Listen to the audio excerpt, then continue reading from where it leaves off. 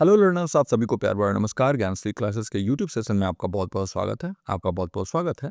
हमारे daily MCQ practice series में। देखिए, आज है 10 दिसंबर और आज के सेशन को स्टार्ट करते हैं। स्टार्ट करने से पहले काइंडली वीडियो को लाइक कर दीजिए। चैनल पर पहली बार आए हैं, आपको मैं बता दूं, यहाँ पर हम यूजीसी नेट के पेपर 1 का प्रिपरेशन करते हैं। तो अगर आपका टारगेट नेट पेपर 1 है और दिसंबर एग्जामिनेशन को आप टारगेट कर रहे हैं तो डेली इन सेशन से जुड़िए, क्योंकि यहाँ बेहतरीन क्वेश्चन हम सॉल्व करते हैं। डेली यहाँ पर हम आपको मंडे टू सैटरडे मिलेंगे। संडे एक ऑफ होता है, तो मंडे टू सैटरडे जो है ये आपकी 12:15 बजे की क्लास होती है दोपहर में। तो प्रेजेंट रहा करिए इसी टाइम पे। और बाकी किसी भी अपडेट के लिए हमारे टेलीग्राम चैनल से जुड़ जाइए, और हमारा टेलीग्राम चैनल का जो डिस्क्रिप्शन है इसके अंदर लिंक दिया हुआ है। एक और आपको जानकारी देनी है कि देखिए, अगर आप असिस्टेंट प्रोफेसर और पीजीटी कोर्सेज में इनरोल्ड हैं, यानी अगर आप असिस्टेंट प्रोफेसर या पीजीटी कोर्स का फॉर्म आपने भरा है और ये कोर्स में एनरोल होना चाहते हैं, तो आपके लिए जो है ये विंडो जल्दी खोला जाएगा। इसमें बहुत ही कम फीस में हाई क्वालिटी का कंटेंट आपको प्रोवाइड किया जाएगा। एग्जामिनेशन का डेट आयोग ने बता दिया है कि फरवरी में आने वाला है, और उसके हिसाब से ये कोर्स डिज़ाइन किया गया है। तो अगर आपने भरा है वो फॉर्म, तो ये कोर्स जो है आपको बिल्कुल ही सही तरीके से गाइड करेगा, और कैसे प्रश्न पूछे जाते हैं, क्योंकि मैम को बहुत सारा अनुभव है ये असिस्टेंट प्रोफेसर के जो जॉब्स हैं उनको लेके। तो उस हिसाब से हमने ये क्लासेस डिज़ाइन किए हैं, और जल्द ही इसका कोर्स भी स्टार्ट होने वाला है। तो कोई भी जानकारी आपको चाहिए तो इस नंबर पे आप संपर्क कर सकते हैं, और आप वहाँ से कोई भी इन्फॉर्मेशन फर्दर ले सकते हैं। स्टार्ट करते हैं आज के इस सेशन को। पहला क्वेश्चन है, which type of policy occurs when the conclusion does not logically follow from the premises. जब निष्कर्ष तर्क संगत रूप से पूर्ववर्ती कथनों से मेल नहीं खाता तो उसे कौन सी त्रुटि कहते हैं। पहला ऑप्शन है एड होमिनम, दूसरा ऑप्शन है नॉन सेक्विटर, तीसरा ऑप्शन है सर्कुलर रीजनिंग, और चौथा ऑप्शन है फॉल्स एनालॉजी, यानी व्यक्ति पर प्रहार, गैर अनुक्रमिक चक्रीय तर्क और झूठा सादृश्य। इसमें से बताइए कौन सा करेक्ट आंसर होगा। क्वेश्चन नंबर 1 का सही उत्तर क्या होगा, नीचे कमेंट सेक्शन में जाके आपको मेंशन करना है, और ये हर एक प्रश्न के लिए आपको करना है। हर एक प्रश्न को नीचे कमेंट सेक्शन में जाके उसका जवाब आपको देना है, और ये करने से आप एक्टिव रहते हैं, और इसके साथ साथ आप जब एग्जामिनेशन में बैठेंगे तो वो आपका माइंड उसके हिसाब से बिल्कुल रेडी रहेगा कि तुरंत क्वेश्चन देखेंगे और तुरंत उसका आंसर आप कर पाएंगे, है ना। तो देखिए, एक एक ऑप्शन मैं आपसे डिस्कस कर लेता हूँ। अगर हम बात करें एड होमिनम की, तो एड होमिनम जो है ना, ये इस पॉलिसी में क्या होता है कि मान लीजिए आपने आर्गुमेंट आपने स्टार्ट किया, और आर्गुमेंट करना स्टार्ट किया, एक एक व्यक्ति आपके सामने है इनसे। अब आपने इनसे आर्गुमेंट किया और आपने देखा कि आप कमजोर पड़ रहे हैं, तो आप जो है उस आर्गुमेंट पर नहीं, है ना, उस आर्गुमेंट पर नहीं बल्कि उस पर्सन पर अटैक करने लगेंगे। अटैक इन द सेंस कि उनके बारे में बोलने लगेंगे कुछ अनाप शनाप, कि इनकी क्या क्रेडिबिलिटी है, ये तो खुद ही झूठ बोलते रहते हैं, इनकी बात पे कौन विश्वास करेगा। ये सारी चीज़ें एड होमिनम, है ना। तो ये होगा नहीं, क्योंकि यहाँ पर conclusion does not logically follow from the premises कह रहा है, तो इसलिए ये इसका करेक्ट आंसर नहीं होगा। अब इसके बाद हाँ, एक और चीज़ देखिए, अगर ये कंक्लूजन लॉजिकली फॉलो नहीं कर रहा है तो ये फॉर्मल पॉलिसी हो गई, है ना, फॉर्मल, क्योंकि ये फॉर्म में कोई दिक्कत है। अगर दूसरा है नॉन सेक्विटर, तो नॉन सेक्विटर जो होता है ये एक लॉजिकल फॉलिसी है, जहाँ पर अगर मैं बात करूँ नॉन सेक्विटर के बारे में डिटेल में, तो सबसे पहले तो ये जान लीजिए कि इसका मीनिंग क्या होता है। तो नॉन सेक्विटर का मतलब होता है it does not follow, it does not follow, ये इसका मीनिंग होता है। ये लैटिन वर्ड है ना, लैटिन लैंग्वेज का एक ये वर्ड है नॉन सेक्विटर, और इसका मतलब होता है इट डज नॉट फॉलो। तो ये लॉजिकल पॉलिसी होती है जहाँ कंक्लूजन लॉजिकली फॉलो नहीं करता है प्रीमाइसेस को या प्रायर स्टेटमेंट्स को, है ना। एग्जाम्पल के लिए देखिए, एक स्टेटमेंट मैंने दिया आपको। स्टेटमेंट क्या है कि she is good at painting, यानी बहुत अच्छे पेंटिंग बनाती है। She is good at painting, और फिर मैंने कंक्लूजन क्या निकाल दिया, कंक्लूजन दिया she will become a great scientist, यानी वो एक बहुत महान वैज्ञानिक बनेगी। तो ये बताइए, इस स्टेटमेंट से इस कंक्लूजन का कोई लेन देन नहीं है, फॉलो ही नहीं कर रहा है ना। तो जब कंक्लूजन फॉलो नहीं कर रहा प्रीमाइसेस को, तो इसको हम कहते हैं नॉन सेक्विटर। तो यही इसका करेक्ट आंसर हो जाएगा, बी ऑप्शन। अब इसके बाद अगर हम अपना ये तीसरा देखें, सर्कुलर रीजनिंग जो है, तो सर्कुलर रीजनिंग में क्या होता है, यहाँ पर जो कंक्लूजन है ना वही प्रीमाइस में ही उपयोग हो जाता है ना। यानी प्रीमाइस में ही आपने कंक्लूजन दे दिया और घूम घाम के वहीं बात पे आ जाते हो। जैसे एक एग्जांपल इसका है ना कि बाइबल में लिखा हुआ है कि गॉड एग्जिस्ट करते हैं, तो फिर किसी ने पूछा कि बाइबल किसने लिखा, तो उन्होंने बोला कि बाइबल भी गॉड की ही जो है लैंग्वेज है, यानी गॉड ने ही बोला है बाइबल। तो ये तो वही बात होगी कि फिर एक घूम फिर के वहीं चले जाना सर्कुलर तरीके से, तो ये नहीं होगा इसका करेक्ट आंसर। और फॉल्स एनालॉजी जो होता है, इसका मतलब क्या होता है? फॉल्स एनालॉजी अगर हम देखें तो एक तरीके से जो कंपैरिजन है उससे रिलेटेड होता है ये। और अगर एग्जैक्ट मैं आपको बताऊं फॉल्स एनालॉजी के बारे में, तो एक लॉजिकल फॉलिसी ऐसी होती है जहां पर दो चीज़ें कंपेयर किया जाता है जो कि सफिशिएंटली एक जैसे नहीं होते हैं या रेलेवेंट नहीं होते हैं, है ना। तो अगर दो ऐसी चीज़ें जिनको आप कंपेयर कर रहे हो और वो उनमें कोई रेलेवेंसी नहीं है, उनमें कोई भी एक रूपता नहीं है, तो उसको हम कहेंगे फॉल्स एनालॉजी। तो यानी सुपरफिशियल या इरेलेवेंट सिमिलैरिटी के ऊपर आपने कंपैरिजन कर दिया। एग्जांपल के लिए देखिए कि जैसे एक एग्जांपल है कि एम्प्लॉयज़ आर लाइक नेल्स, मतलब एम्प्लॉयज़ जो है वो कील की तरह होते हैं। जैसे कील को आप जब हिट करोगे तभी जाके वो दीवार में गड़ जाती है, वैसे ही एम्प्लॉयज़ को जो है ना आपको बिल्कुल स्ट्रिक्ट सुपरविजन करना होगा तभी वो परफॉर्म करेंगे।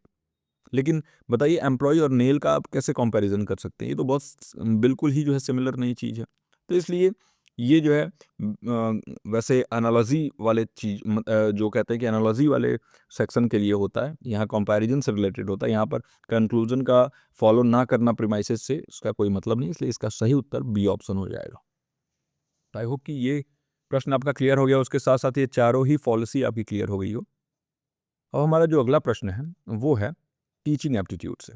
कह रहा है कि which level of teaching involves the ability to analyse, evaluate and create noise.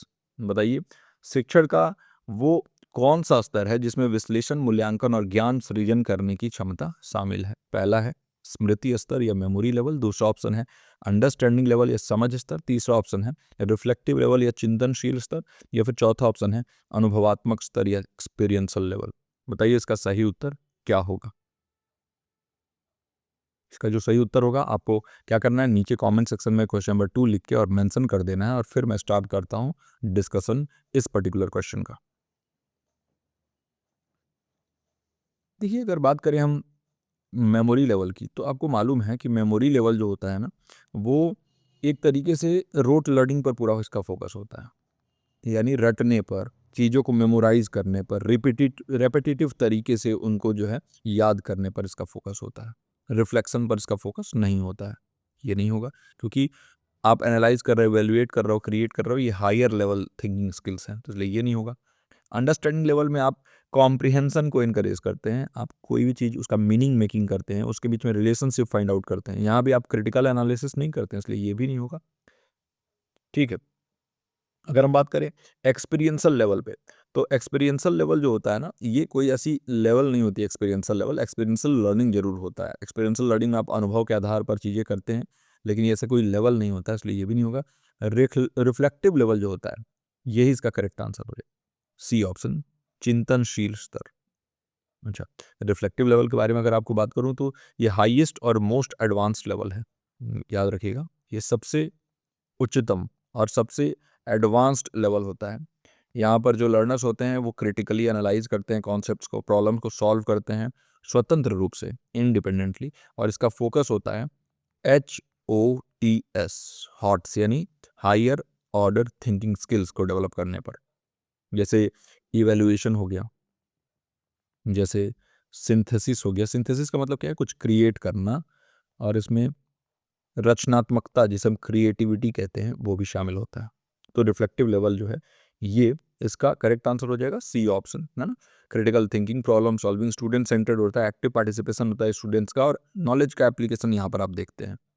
ठीक है, तो ये आपका रिफ्लेक्टिव लेवल। आपको अगर पूछ दे कि किसने रिफ्लेक्टिव लेवल को प्रोपाउंड किया था, किसने दिया था रिफ्लेक्टिव लेवल को, तो याद रखिएगा रिफ्लेक्टिव लेवल के साथ नाम जुड़ता है हंट का, है ना। तो हंट का नाम रिफ्लेक्टिव लेवल के साथ जुड़ता है। मेमोरी लेवल में आप रिकॉल और रिटेंशन पे काम करते हैं, और अंडरस्टैंडिंग लेवल पे कॉन्सेप्चुअल अंडरस्टैंडिंग पे काम करते हैं। वही रिफ्लेक्टिव लेवल में क्रिटिकल थिंकिंग होता है।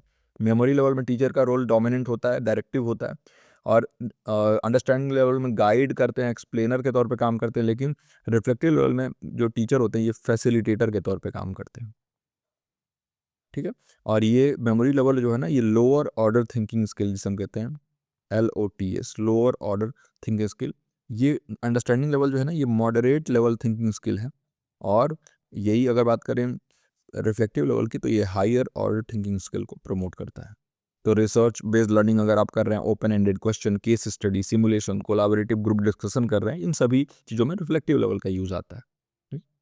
चलिए, तो आई होप कि इसका सही उत्तर आपने नीचे कमेंट सेक्शन में दे दिया हो और ये क्वेश्चन आपको अच्छे तरीके से समझ में आ गया हो, सारे लेवल के बारे में आपको पता चल गया हो, है ना। अब हम बढ़ते हैं अपने तीसरे प्रश्न पर। हमारा जो तीसरा प्रश्न है वो पीपल डेवलपमेंट इन्वायरमेंट का है। Which of the following is a secondary pollutant? निम्नलिखित में से कौन सा एक द्वितीयक प्रदूषक है? आपके सामने ऑप्शंस हैं यहाँ पर। पहला है कार्बन मोनोऑक्साइड, दूसरा ऑप्शन है सल्फर डाइऑक्साइड, तीसरा ऑप्शन है ओजोन और चौथा ऑप्शन है पार्टिकुलेट मैटर। तो बताइए इनमें से कौन सा द्वितीयक प्रदूषक है या सेकेंडरी पोल्यूटेंट है? क्वेश्चन नंबर 3 का सही उत्तर क्या होगा नीचे कमेंट सेक्शन में मेंशन कर दीजिए।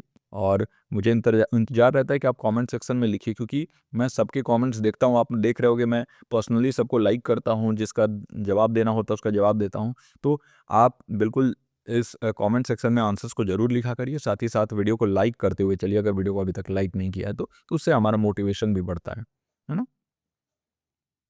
चलिए, अगर क्योंकि पर्टिकुलर क्वेश्चन में सेकेंडरी पोल्यूटेंट के बारे में बात कर रहा है, तो सेकेंडरी पोल्यूटेंट के बारे में कुछ जान लेते हैं। सेकेंडरी पोल्यूटेंट एक ऐसी टाइप का पोल्यूटेंट होता है ना, जो डायरेक्टली एमिट नहीं होते हैं एटमॉस्फेयर में, यानी डायरेक्टली कोई सोर्स से वो नहीं जा रहे हैं एटमॉस्फेयर में, है ना। जो हमारी एटमॉस्फेयर है इसमें कुछ केमिकल रिएक्शंस होते हैं, प्राइमरी पोल्यूटेंट और दूसरे एटमॉस्फेरिक कंपोनेंट्स। जैसे कि मान लीजिए कि कोई प्राइमरी पोल्यूटेंट है और इसमें सनलाइट अगर मिल गया, या फिर अगर इसमें वाटर मिल गया या ऑक्सीजन मिल गया, तो इससे निकलने वाला जो कंपाउंड होगा वो सेकेंडरी पोल्यूटेंट कहलाएगा, है ना। तो जैसे कैसे ये फॉर्म होता है, तो ये कॉम्प्लेक्स एटमॉस्फेरिक रिएक्शंस के थ्रू फॉर्म होता है। फोटोकेमिकल रिएक्शन, जिसे फोटो का मतलब क्या होता है, लाइट, तो लाइट से रिएक्शन कुछ हो जाता है, उससे होता है। जैसे अगर मैं इस पर्टिकुलर क्वेश्चन के सही उत्तर के बारे में बात करूं, आई होप कि इसका सही उत्तर आपने दिया हो, वो हो जाएगा सी ऑप्शन, ओजोन। ओजोन को हम O3 के नाम से भी जानते हैं, याद रखिएगा। तो ये ट्रोपोस्फेयर में फॉर्म होता है, याद रखिएगा। ये ट्रोपोस्फेयर, अलग अलग स्फेयर्स होते हैं ना, स्ट्रेटोस्फेयर, ट्रोपोस्फेयर, मीजोस्फेयर। तो ये ट्रोपोस्फेयर में फॉर्म होता है। और ये कैसे फॉर्म होता है ये भी समझ लीजिए। तो नाइट्रोजन ऑक्साइड्स और जो वोलेटाइल ऑर्गेनिक कंपाउंड्स हैं, इनके प्रेजेंस में, और सनलाइट साथ में रहता है, प्लस सनलाइट, ये साथ में मिलके, यानी ये नाइट्रोजन ऑक्साइड में क्या हो जाएगा, NOx, है ना, मल्टीपल होते हैं। और ये तीनों मिलके जो है ना आपको ओजोन बना देते हैं, O3। और मेजर कंपोनेंट होता है ये फोटोकेमिकल स्मॉग का, फोटोकेमिकल स्मॉग, है ना। वैसे ही एसिड रेन जो होता है, तो वो कैसे होता है, सल्फर डाइऑक्साइड और नाइट्रोजन ऑक्साइड्स मिलके रिएक्ट करते हैं वाटर वेपर के साथ, और इससे सल्फ्यूरिक एसिड, जिसे हम H2SO4 कहते हैं, वो बनता है ना। तो वो और नाइट्रिक एसिड बनता है, जिसे हम HNO3 बोलते हैं। और ये दोनों, यानी सल्फ्यूरिक एसिड और नाइट्रिक एसिड, ये दोनों ही सेकेंडरी पोल्यूटेंट हो जाते हैं, है ना। स्मॉग हो गया, फिर आपका परऑक्सी एसिटाइल नाइट्रेट, जिसे हम पैन कहते हैं, पार्टिकुलेट मैटर हो गया, ये सभी आपके ऐसे चीज़ें हैं जो मिलके और आगे सेकेंडरी पोल्यूटेंट्स को बनाते हैं। ओके, लेकिन इस पर्टिकुलर क्वेश्चन का ओजोन सही उत्तर होगा। कार्बन मोनोऑक्साइड ये अपने आप में एक पोल्यूटेंट है। सल्फर डाइऑक्साइड जो है ये भी अपने आप में एक प्राइमरी पोल्यूटेंट है। पार्टिकुलेट मैटर धूल वगैरह से होता है, तो ये भी, तो इसका जो सही उत्तर हो जाएगा वो सी ऑप्शन हो जाएगा। आई होप कि इसका सही उत्तर नीचे कमेंट सेक्शन में दे दिया हो आपने। और ये जितने भी केमिकल रिएक्शन मैंने बताई आपको समझ में आ गए हों, जितने भी यहाँ पर जानकारी मैंने दिया, क्योंकि एक्स्ट्रा जानकारी मैं आपको देते हुए चलता हूँ हर एक क्वेश्चन के लिए, आपके लिए बहुत हेल्पफुल है वो, है ना। चलिए, अब हम बढ़ते हैं अपने नेक्स्ट क्वेश्चन पे। Which research design is best suited for studying cause and effect relationship? कारण प्रभाव जो रिलेशनशिप या दोनों के बीच में संबंध है, उसका अध्ययन करने के लिए कौन सा शोध डिजाइन सबसे उपयुक्त है? और आपको इसे देखने से ही समझ में आ जाएगा, बहुत आसान प्रश्न है। क्वेश्चन नंबर 4 का सही उत्तर नीचे कमेंट सेक्शन में दे दीजिए। पहला ऑप्शन है प्रायोगिक शोध विधि, एक्सपेरिमेंटल रिसर्च। दूसरा है डिस्क्रिप्टिव रिसर्च या वर्णनात्मक शोध। तीसरा ऑप्शन है हिस्टोरिकल रिसर्च या ऐतिहासिक शोध। और चौथा ऑप्शन है एथनोग्राफिक रिसर्च या नृवंश विज्ञान शोध। बताइए इसका सही उत्तर क्या होगा? जो भी इसका सही उत्तर होगा वो नीचे कमेंट सेक्शन में आप मेंशन कर दीजिए। मैं एक एक ऑप्शन आपके साथ डिस्कस करूंगा, है ना, कि experimental research, descriptive research, historical research and ethnographic research क्या होते हैं ये सभी, है ना। तो देखिए, अगर मैं बात करूं इसके सही उत्तर के बारे में, और ये आपको पता भी होगा, है ना, तो वो होगा एक्सपेरिमेंटल रिसर्च या एक्सपेरिमेंटल मेथड, है ना, प्रायोगिक शोध। एक्सपेरिमेंटल रिसर्च के बारे में अगर मैं आपसे बात करूं तो एक ऐसा मेथड है जिसमें आप स्टेब्लिश करना चाहते हैं कारण प्रभाव संबंध या कॉज इफेक्ट रिलेशनशिप। किसी चीज़ का क्या कारण है, उसका क्या प्रभाव है, इसको अगर आप जानना चाहते हैं तो इसके लिए एक्सपेरिमेंटल रिसर्च बहुत काम आता है। इसमें आप मैनिपुलेट करते हैं, याद रखिएगा, चरों में हेरफेर करते हैं, वेरिएबल्स को मैनिपुलेट करते हैं, एक या एक से अधिक वेरिएबल्स को मैनिपुलेट करते हैं दूसरे कांस्टेंट रखते हुए। तो यानी इसमें कंट्रोल ग्रुप होते हैं, एक्सपेरिमेंटल ग्रुप होते हैं, है ना, इसमें कंट्रोल ग्रुप्स होते हैं, इसमें एक्सपेरिमेंटल ग्रुप्स होते हैं, और रैंडमाइजेशन किया जाता है। कल ही मैंने बात किया था ना आपसे रैंडमाइजेशन के बारे में। रैंडमाइजेशन से हम क्या करते हैं, हमारा क्या एम होता है रैंडमाइजेशन करके? हम एक्सटर्नल जो हमारे फैक्टर्स होते हैं, या जिसे हम कहते हैं कि एक्सटर्नल जो चर हैं हमारे, है ना, उनको कंट्रोल करना चाहते हैं। वेरिएबल्स हैं, एक्सट्रेनियस वेरिएबल, उनको कंट्रोल करना चाहते हैं, बायस को कम करना चाहते हैं, है ना, किसी भी तरीके का बायसनेस कम करना चाहते हैं। तो यहाँ इंडिपेंडेंट और डिपेंडेंट वेरिएबल होता है। जैसे एग्जांपल के लिए अगर बात करूँ कि आप एक नए जो पढ़ाने की विधि आपने डेवलप की, न्यू टीचिंग मेथड डेवलप किया है आपने, तो उसकी प्रभावशीलता या इफेक्टिवनेस को आप जांचना चाहते हैं, तो ट्रेडिशनल मेथड से कंपेयर करके क्या परफॉर्मेंस रहा है इसको जांचने के लिए, तो फिर आप क्या करते हैं, आप एक एक्सपेरिमेंटल रिसर्च करते हैं। तो इसके फ़ायदे क्या हैं एक्सपेरिमेंटल रिसर्च के? तो एक तो इसकी इंटरनल वैलिडिटी बहुत हाई होती है, हाई इंटरनल वैलिडिटी, और दूसरा है कि ये अलाउ करता है कॉजल इन्फ्रेंस। देखिए यहाँ पर जो भी चीज़ें बता रहा हूँ, इससे ज़्यादा अच्छा जो एक्सप्लेनेशन आपको नहीं मिलेगा कहीं पे, क्योंकि मैं आपको थ्योरी भी पढ़ाते हुए चल रहा हूँ। ये क्वेश्चंस के माध्यम से आप थ्योरी सारे समझ रहे हो, कितना बेहतरीन आपकी तैयारी हो रही है। और बहुत जो स्टूडेंट्स हैं वो नहीं समझ रहे हैं, इधर उधर भटक रहे हैं, भटकने दीजिए, लेकिन आप जो है ये क्वेश्चन के साथ जो है थ्योरीज भी समझते हुए चलिए, सारी चीज़ें करते हुए चलिए, बहुत हेल्प मिलने वाला है। आप देखिएगा इस बार के एग्जामिनेशन में कितना इफेक्ट देखने को मिलेगा आपको, है ना। तो डिस्क्रिप्टिव रिसर्च के बारे में बात करें अगर मैं जल्दी जल्दी करूं, तो एक नॉन एक्सपेरिमेंटल रिसर्च मेथड होता है जहां पे आप कैरेक्टरिस्टिक किसी पॉपुलेशन का डिस्क्राइब करते हो, है ना। तो यानी कि आप इसमें बात करते हो व्हाट के बारे में, आप इसमें बात करते हो वेयर के बारे में, हाउ के बारे में, लेकिन इसमें क्या बात नहीं करते हो, you don't talk about why, क्यों कोई चीज़ हो रहा है, ये इसके बारे में आप बात नहीं करते हो, लेकिन क्या है, कहाँ है, कब है, ये सभी चीज़ें आप बात कर लेते हो। ये डिस्क्रिप्टिव रिसर्च होता है। तो इन इसमें वेरिएबल्स वगैरह मैनिपुलेट नहीं करते हो, सर्वे, ऑब्जर्वेशन, केस स्टडी के थ्रू चीज़ें करते हो आप, तो ये आपका करंट सिचुएशन बताने वाला डिस्क्रिप्टिव रिसर्च होता है। ये नहीं होगा इसका करेक्ट आंसर। हिस्टोरिकल रिसर्च में ऑफ कोर्स आप क्वालिटेटिव मेथड होता है जहाँ पर आप पास्ट इवेंट को, डॉक्यूमेंट्स को, रिकॉर्ड्स को आप क्या करते हैं, उसको जो है यूज़ करते हैं समझने के लिए और व्याख्या करने के लिए, जो पास्ट का इन्फ्लुएंस अभी प्रेजेंट पे पड़ रहा है उसको अब फ्यूचर में क्या इफेक्ट डाल सकता है। तो हिस्टोरिकल रिसर्च में आप प्राइमरी और सेकेंडरी सोर्सेज को एनालाइज करते हैं, और मान लीजिए कोई भी टीचर एजुकेशन है वो पोस्ट इंडिपेंडेंस इंडिया में कैसे इवोल्यूशन हुआ है, उसका कैसे इवोल्यूशन हुआ है, उसको अगर आप जांचना चाहते हैं तो उसके लिए हिस्टोरिकल रिसर्च का यूज करेंगे। एथनोग्राफिक रिसर्च मैंने मल्टीपल टाइम्स आपको बताया क्वालिटेटिव रिसर्च मेथड होता है ना।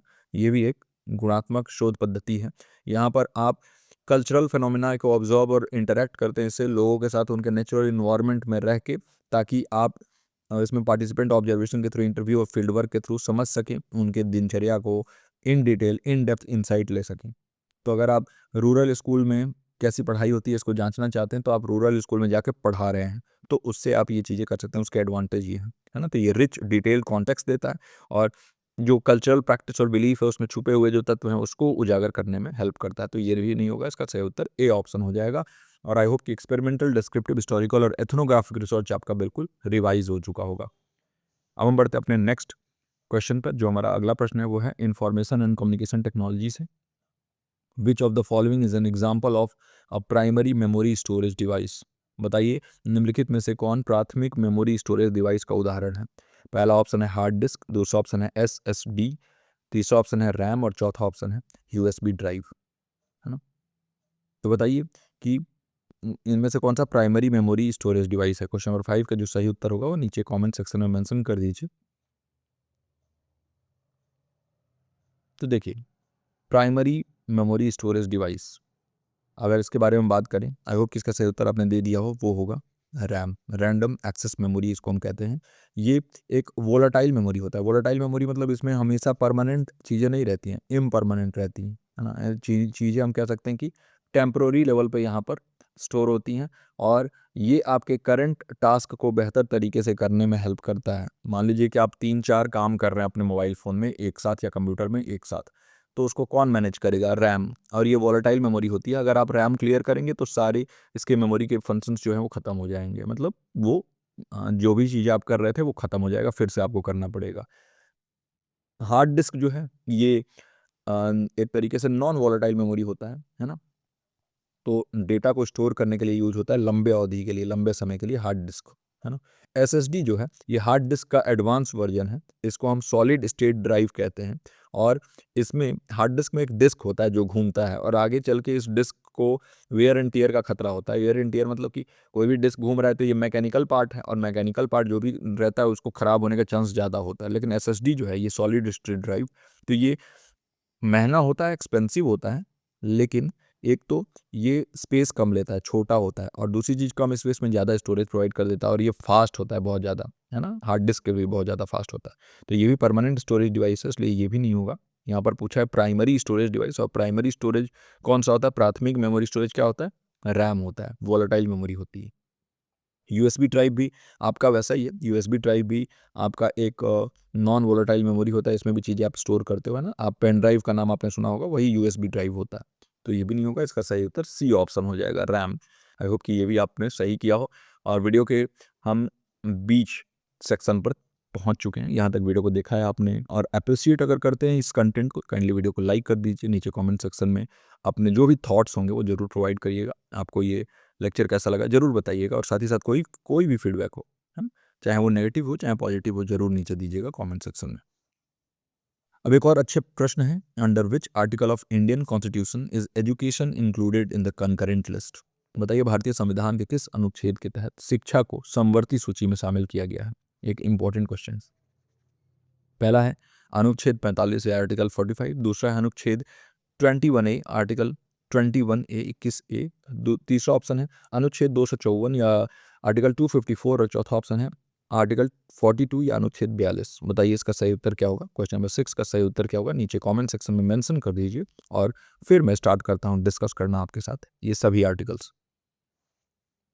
Article 45, article 21A, article 254 and article 42, ये 4 ऑप्शन आपके सामने दिख रहे हैं। देखिए, अगर हम बात करें इंडियन कॉन्स्टिट्यूशन में जो एजुकेशन है इसको कौन से लिस्ट में रखा गया है ना? एजुकेशन के बारे में अगर हम बात करें तो देखिए कॉन्करेंट लिस्ट के बारे में यहाँ पे बात कर रहा है और जो स्टार्ट करते हैं आर्टिकल 45 से, तो ये कहते हैं इसको ECCE, जो आपने नाम सुना होगा अभी NEP 2020 में इसके बारे में बहुत बात हुआ है ना? राष्ट्रीय शिक्षा नीति जो 2020 आई है उसमें early childhood care and education, तो इसमें बताया गया है कि जो गवर्नमेंट है उसको फ्री और कंपलसरी एजुकेशन देना होगा सभी बच्चों को, चाहे वो एज 6 से कम के लिए है, ये 6 ईयर्स से कम, और फिर आपको मालूम ही है कि 14 तक देना ही होता है और अगर विकलांग जन कोई हैं तो उनको 18 तक देना होता है। तो ये हम कहते हैं इसको DPSP का ये एक पार्ट है, directive principle of state policy हम इसको कहते हैं। और अर्ली चाइल्डहुड एजुकेशन और केयर को इंश्योर करना है और फाउंडेशनल जो एजुकेशन होता है वो बच्चे की ग्रोथ के लिए बहुत इंपॉर्टेंट होता है ना? तो इसको हम बहुत इंपॉर्टेंट मानते हैं, तो ये ECCE के बारे में बात करता है ना? अब इसके बाद हम बात करें आर्टिकल 21A के बारे में, तो आर्टिकल 21A यानी राइट टू एजुकेशन, RTE आपने नाम सुना होगा, राइट टू एजुकेशन, वो इसी आर्टिकल में आता है। तो इसमें बताया गया कि 6 से 14 साल के बच्चों के लिए, 6 टू 14 ईयर्स के बच्चों के लिए आपको free and compulsory education provide करना है और ये फंडामेंटल राइट है ना? यानी कि ये अधिकार है, एक फंडामेंटल राइट है, ये मेंशन है कॉन्स्टिट्यूशन में। और ये कब ऐड हुआ है? तो 86वें संशोधन से, कॉन्स्टिट्यूशनल अमेंडमेंट एक्ट हम इसको कहते हैं, इससे इसमें ऐड हुआ है, 2002 में आया था ये, 2002 में ऐड हुआ। और इसमें हम क्वालिटी एजुकेशन को सभी बच्चों तक जो 6 से 14 साल के हैं उन तक प्रोवाइड करने के लिए बात करते हैं और इसको इम्प्लीमेंट किया गया था Right to Education Act RTE 2009 के तहत, है ना? अब हम जब सी ऑप्शन के बारे में बात करें आर्टिकल 254 के बारे में, तो ये डील करता है अगर कोई भी कॉन्फ्लिक्ट होता है लॉ जो पार्लियामेंट और स्टेट लेजिस्लेचर्स ने बनाया है उनके बीच में, है ना? तो इसको हम कंकरेंट लिस्ट में शामिल कर लेते हैं और एजुकेशन को यानी शिक्षा को कंकरेंट लिस्ट में शामिल किया गया 42वें संशोधन में, 46th अमेंडमेंट हुआ था, 42वां संशोधन हुआ था उसमें, और ये इंश्योर करना कि जो सेंट्रल लॉ है वो अगर कोई भी इनकंसिस्टेंसी होती है तो उसमें सेंट्रल लॉ ही प्रिवेल करेगी, है ना। तो ये आर्टिकल को समवर्ती सूची में, यानी कि वो स्टेट का भी मैटर है और सेंट्रल गवर्नमेंट का भी मैटर है, वो आर्टिकल 254 के तहत ही शामिल किया गया, इसलिए अनुच्छेद 254 इसका करेक्ट आंसर हो जाएगा। अगर आर्टिकल 42 के बारे में बात करें हम, तो आर्टिकल 42 जो है वो बात करता है ह्यूमेन वर्क कंडीशन के बारे में, यानी जैसे directive principles of state policy या डीपीएसपी में शामिल किया गया है। यहाँ पर बात किया जाता है कि अगर कोई मैटर्निटी लीव की ज़रूरत होगी तो उसके लिए क्या पॉलिसीज़ बनाई गई हैं, यानी कि अगर कोई प्रेग्नेंट वुमेन है उनको छुट्टी की आवश्यकता होती है क्योंकि बहुत ज़्यादा वो कंडीशन जो है ना सेंसिटिव होता है, तो उनके लिए बेटर कंडीशन प्रोवाइड करना, उनको जो है अवकाश प्रदान करना, ये सारी चीज़ें आर्टिकल 42 में कवर होती हैं। तो यानी आर्टिकल 254 सी जो ऑप्शन है, यानी कि 254, वो इसका सही उत्तर हो जाएगा, क्योंकि इसी के तहत एजुकेशन को इंक्लूड किया गया कंकरेंट लिस्ट में। ओके, तो चलिए इसके हिसाब से सी ऑप्शन का सही उत्तर हो जाएगा। अब हम बढ़ते हैं अपने 7वें प्रश्न पर, और आगे बढ़ने से पहले फिर से आपको बता दूं कि अगर आपने फॉर्म भर रखा है असिस्टेंट प्रोफेसर का या पीजीटी का, तो आपके लिए एक बेहतरीन कोर्स डिज़ाइन किया गया है। अगर आप इंटरेस्टेड हैं इस कोर्स में, बहुत ही कम फीस रखी गई है, बहुत हाई क्वालिटी का, और देखिए कोई भी आपको कोर्स इस टाइप का मिलेगा नहीं, अभी लॉन्च भी नहीं किया है किसी ने, तो हमने इसके लिए किया है। फरवरी का डेट आ चुका है और आप इस नंबर पर संपर्क करके और इस कोर्स में एनरोल हो सकते हैं, है ना। आप, क्योंकि हमारे पास मैंने टारगेट रखा है कि 30 अगर स्टूडेंट्स भी हो जाएंगे तो हम ये कोर्स लॉन्च कर देंगे, तो जल्दी से जल्दी आप जो है ज्वाइन करिए, और जैसे ही आप ज्वाइन करते हैं उसके बाद से सारा जो है चीज़ें आपको बहुत ही अच्छे तरीके से प्रोवाइड की जाएंगी। मैम का बहुत सारा एक्सपर्टीज़ है इस वाले क्षेत्र में, तो आपको उससे बहुत हेल्प मिलेगा। 7वां प्रश्न हमारा है, what does the term andragogy refer to, है ना। एंड्रागोजी किसे कहते हैं, तो एंड्रागोजी के बारे में जो है आपको मालूम होना चाहिए, फिर भी आप जो है नीचे कमेंट सेक्शन में जरूर बताइएगा क्वेश्चन नंबर 7 का सही उत्तर क्या होगा। Teaching children, teaching adults, teaching adolescents या टीचिंग स्पेशल नीड्स स्टूडेंट्स। बच्चों को शिक्षण प्रदान करना, वयस्कों को शिक्षण प्रदान करना, किशोरों को शिक्षण प्रदान करना, या विशेष आवश्यकता वाले छात्रों को शिक्षण प्रदान करना। बताइए सही उत्तर इसका क्या होगा। देखिए अगर हम एंड्रागोजी के बारे में बात करें तो एंड्रागोजी स्पेसिफिकली रेफर करते हैं हम टीचिंग स्ट्रैटेजीज जो हम एडल्ट्स के लिए बनाते हैं, जहाँ पर सेल्फ डायरेक्टेड लर्निंग को हम प्रमोट करते हैं, है ना। यानी एडल्ट्स खुद से ही जो है पढ़ते हैं, खुद से ही अपने लर्निंग को डायरेक्ट करते हैं, तो इसलिए टीचिंग एडल्ट्स इसका करेक्ट आंसर हो जाएगा। वयस्कों को शिक्षण, है ना। बच्चों के लिए पेडागोजी होता है, नाम आपने सुना होगा, child development and pedagogy subject बहुत फेमस है, तो पेडागोजी बच्चों के लिए होता है, एडल्ट्स के लिए एंड्रागोजी होता है ना। और पेडागोजी के थ्रू ही एडोलसेंट्स को भी पढ़ाया जाता है, और स्टूडेंट्स विद स्पेशल नीड्स, यानी जिसे हम इसको SWSN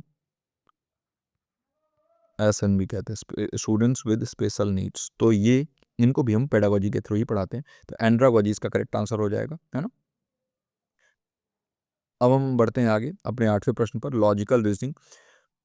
in deductive reasoning the conclusion is, बताइए निगमनात्मक तर्क में निष्कर्ष क्या होता है ना। पहला है बेस्ड ऑन ऑब्जर्वेशन, दूसरा ऑप्शन है प्रोबेबल बट नॉट सर्टेन, तीसरा ऑप्शन है certain if premises are true, and चौथा ऑप्शन है डिपेंडेंट ऑन एम्पेरिकल डेटा। बताइए चारों में से कौन सा सही उत्तर होगा। क्वेश्चन नंबर 8 का सही उत्तर क्या होगा, नीचे कमेंट सेक्शन में मेंशन कर दीजिए, और मैं स्टार्ट करता हूं डिस्कस करना आपके साथ ये प्रश्न। In deductive reasoning the conclusion is, first option is based on observation, second option is probable but not certain, third is certain but if premises are true, and fourth is dependent on empirical data. अवलोकन पर आधारित, संभावित लेकिन निश्चित नहीं, यदि पूर्ववर्तीय सत्य है तो निश्चित, और चौथा ऑप्शन है अनुभवजन्य डेटा पर निर्भर।